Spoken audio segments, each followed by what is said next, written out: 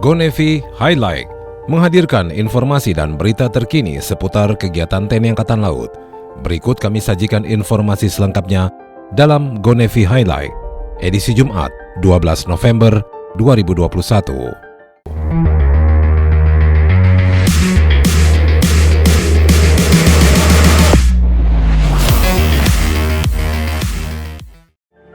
Kepala Staf Angkatan Laut Laksamana TNI Yudo Margono menghadiri pelaksanaan upacara ziarah nasional dalam rangka memperingati Hari Pahlawan 10 November. Upacara tersebut dipimpin langsung oleh Presiden Republik Indonesia Insinyur Haji Joko Widodo. Upacara yang digelar dengan konsep minimalis dan menjalankan protokol kesehatan secara ketat ini berlangsung di Taman Makam Pahlawan Nasional Utama Kalibata, Jakarta Selatan. Rangkaian kegiatan upacara dimulai dengan penghormatan kepada arwah para pahlawan, kemudian dibunyikan sirine selama 60 detik untuk mengenang pertempuran 10 November di Surabaya. Presiden Republik Indonesia memimpin mengheningkan cipta dan juga peletakan karangan bunga di makam pahlawan, dan kemudian diakhiri dengan doa yang dipimpin Menteri Agama Republik Indonesia.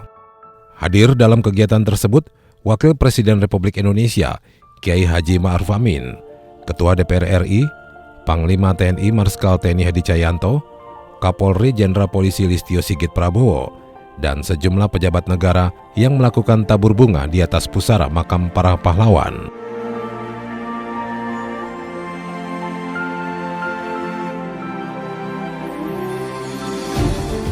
Kepala Staf Angkatan Laut Laksamana TNI Yudo Margono mendampingi Panglima TNI Marskal TNI Hadi Cahyanto dalam acara tatap muka dengan prajurit TNI Angkatan Laut di atas KRI Makassar 590 yang sedang sandar di dermaga Madura Koarmada II Surabaya. Dalam sambutannya, Panglima TNI menyampaikan ucapan terima kasih kepada Kepala Staf Angkatan Laut dan juga seluruh prajurit Angkatan Laut yang telah menjalankan tugas pokok serta mendukung program-program, terutama serbuan vaksin yang diselenggarakan di seluruh Nusantara. Lebih lanjut, Panglima TNI menyampaikan saat ini di ketiga matra terus dikembangkan alutsista berteknologi tinggi dengan satu sistem, yaitu centric warfare, yang memerlukan keseimbangan antara teknologi tinggi dan arsitektur serta SDM yang unggul. Sementara dalam sambutan Kepala Staf Angkatan Laut Laksamana TNI Yudo Margono mengucapkan terima kasih kepada Panglima TNI atas dukungannya selama menjabat sebagai Panglima TNI, sehingga tugas pokok TNI Angkatan Laut dalam operasi militer perang dan operasi militer selain perang dapat berjalan dengan baik. Turut hadir dalam kegiatan tersebut Komandan Kodiklat TNI, para pejabat utama Mabes TNI, para pejabat utama Mabesal, serta para pimpinan Kotama TNI Angkatan Laut wilayah Surabaya.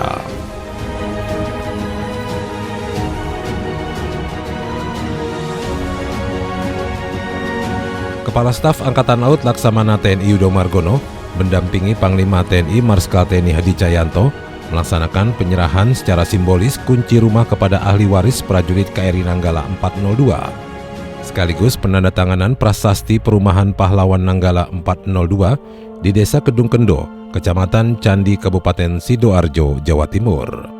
Dalam sambutannya, Panglima TNI menyampaikan gugurnya para pahlawan Nanggala pada 21 April 2021 menjadi suatu kehilangan tidak hanya bagi keluarga besar Hiu Kencana, tetapi seluruh bangsa Indonesia.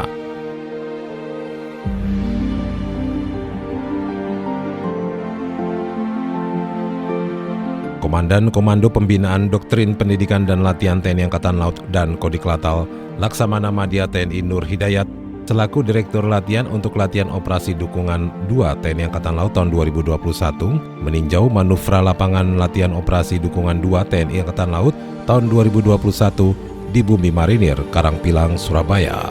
Dalam kunjungan tersebut, Komandan Kodiklatal Laksamana Madya TNI Nur Hidayat meninjau manuvra lapangan latihan Operasi Dukungan 2 selaku Direktur Latihan untuk Latihan Operasi Dukungan atau Latopsduk 2 TNI Angkatan Laut tahun 2021.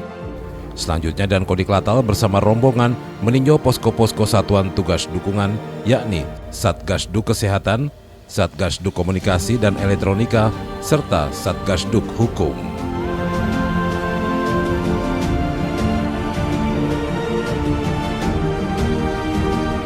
TNI Angkatan Laut mengerahkan 3 unsur kapal perang dari Koarmada 2, yaitu KRI Igusti Ngurah Rai 332 dan KRI Diponegoro 365, KRI Ajak 653 untuk menghadapi armada laut Amerika Serikat atau US Navy di perairan Jawa. Kegiatan tersebut merupakan bagian dari latihan tahap manuver lapangan yang menjadi puncak latihan bersama Cooperation of Fleet Readiness and Training atau CARAT 2021 antara TNI Angkatan Laut dengan US Navy. Dalam latihan bersama CARAT 2021, US Navy mengerahkan 2 kapal perangnya, yaitu USS Jackson dan USNS Millinocket.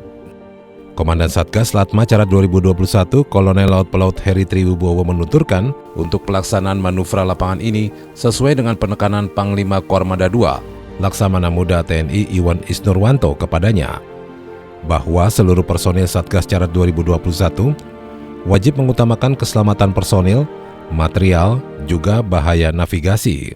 Lebih lanjut, Kolonel Laut Heri Triwibowo menjelaskan agar latihan dapat berjalan lancar dan mencapai tujuan, di mana Latma CARAT 2021 merupakan wujud implementasi dari program prioritas Kepala Staf Angkatan Laut, yakni pembangunan sistem pembinaan kekuatan dan kesiapan operasi yang bersinergi dan mempunyai interoperabilitas tinggi.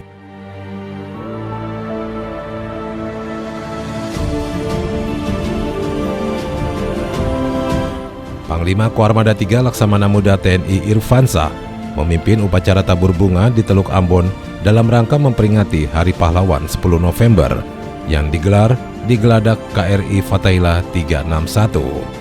Kegiatan diawali dengan penghormatan kepada arwah para pahlawan, mengheningkan cipta dan pelarungan karangan bunga sebagai simbol penghormatan dan penghargaan kepada para pahlawan. Pada kesempatan itu, Panglima Koarmada 3 mengajak seluruh prajurit untuk senantiasa bersama-sama dengan penuh ikhlas dan rasa bertanggung jawab serta penghormatan atas jasa dan pengorbanan para pahlawan memberikan kontribusi bagi bangsa dan negara sesuai kemampuan dan profesi masing-masing.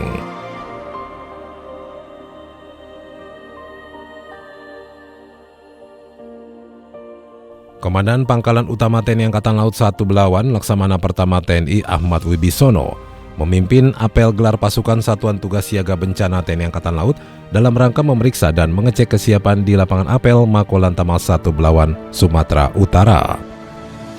Satuan tugas yang terdiri dari 215 personil gabungan Mako Lantamal 1 dan Batalion Marinir Pertahanan Pangkalan 1 Belawan.